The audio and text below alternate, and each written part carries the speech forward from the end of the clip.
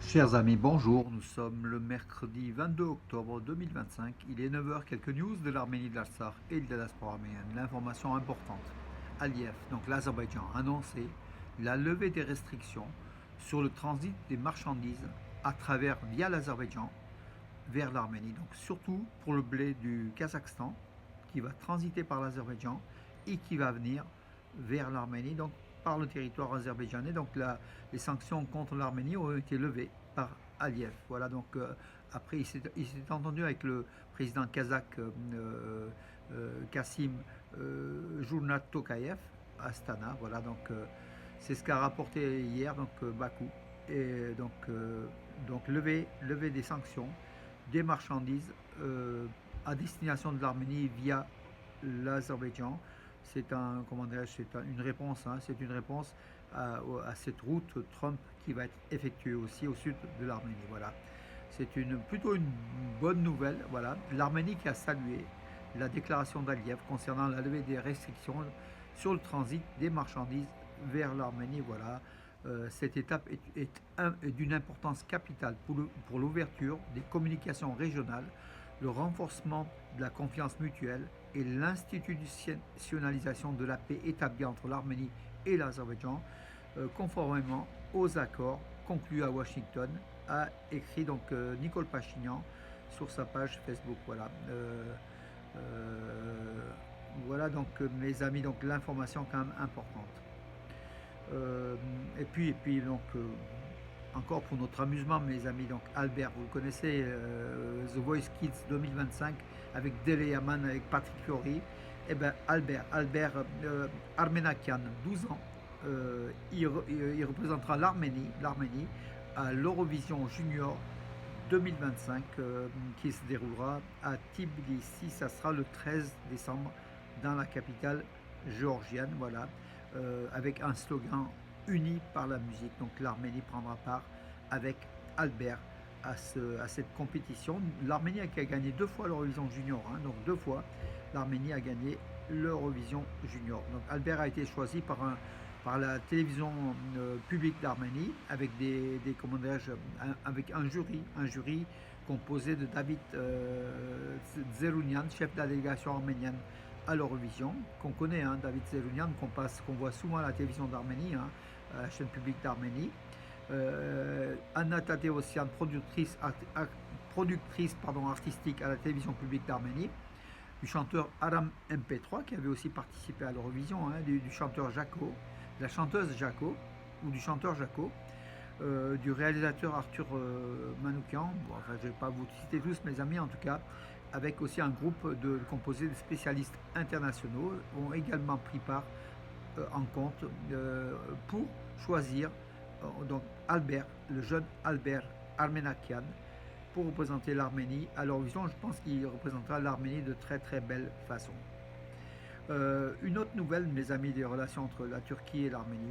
Donc une réunion aura lieu prochainement pour la remise en service et le redémarrage de la ligne ferroviaire Gümri-Kars entre l'Arménie et la Turquie. C'est Arat Mirzoyan qui l'a affirmé. Donc il a affirmé, il y a quelques jours que les relations entre l'Arménie et la Turquie allaient connaître très rapidement un vif développement.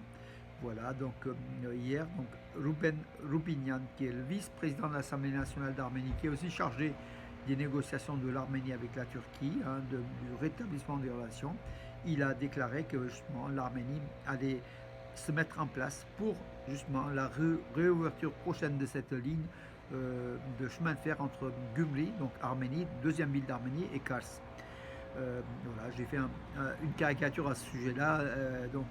Nicole Pachinian qui dit au moins ça me permettra d'aller vite voir mon ami Erdogan, voilà, par voie ferrée. C'est un peu l'idée d'Erdogan, hein, de Pachinian, ami d'Erdogan. Autre information importante, mes amis, la durée du service militaire en Arménie sera réduite, donc passera de 24 mois à 18 mois.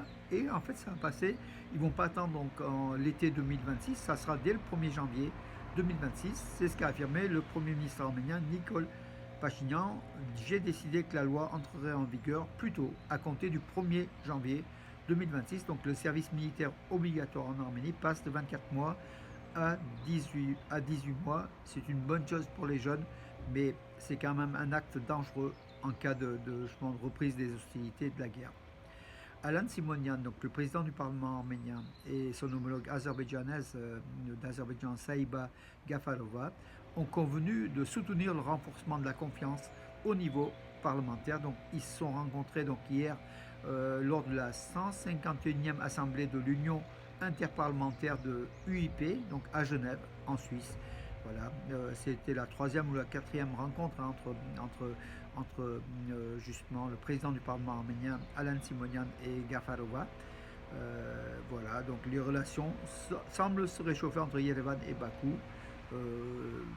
Au moins, ça témoigne de cela, hein, ces rencontres.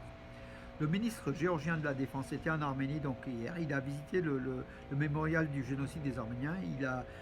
Il a aussi rencontré bien sûr des personnalités politiques de premier rang. Hein, voilà. Il était accompagné à Zizelnagapet au mémorial du génocide par le vice-ministre arménien de la Défense, Arman Sarkisyan. Voilà. Ils ont été donc accueillis par Elita Xoyan, directrice du musée Institut du génocide des Arméniens. Et ils ont été conduits au mémorial. Donc il a déposé donc une gerbe. Voilà, la Géorgie qui a reconnu bien sûr le génocide des Arméniens.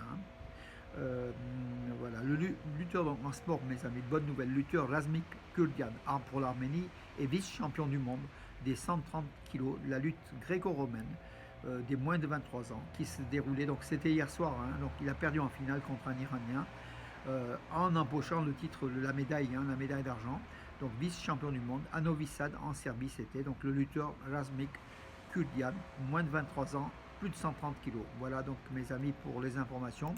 Et peut-être une ou deux aussi qui sont arrivées peut-être ce matin. Je vais essayer de voir si je peux vous les lire. Alors, je vais quand même passer juste à la nouvelle après, mes amis. Eh bien, écoutez, je crois que je vous les donnerai demain, mes amis. J'ai pas la liaison. Ah, si, pardon, excusez-moi. J'ai parlé trop tôt, mes amis. Alors, oui, le maire de Gumli a été suspendu après son arrestation. Hein, pour corruption, enfin présomption de corruption avec des auditions, hein, des témoignages inscrits sur son téléphone. Il a été suspendu donc après son arrestation. Donc l'actuel maire de Gumli, il ne peut plus exercer. Donc voilà. Que dire d'autre, mes amis? Écoutez, je crois que j'ai fait le tour de l'actualité. Voilà, mais ah oui, Rouben Vartanian renvoie son avocat en pleine audience. Donc Rouben Vartanian, dont le procès se déroule à Bakou, hein, son procès est indépendant du reste des prisonniers militaro-politiques de la République de l'Artsakh, hein, en cours à Bakou. Celui de Rouben Vartanian est à part. Il a renvoyé son avocat en pleine audience, a priori.